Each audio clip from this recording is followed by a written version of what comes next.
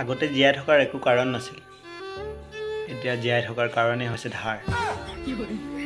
কেতিয়াবা কেতিয়াবা ডিপ্ৰেছ হৈ যাওঁ। ডিপ্ৰেছ হৈ কালি দলং এখনৰ পৰা জাপ মাৰি দিছিল।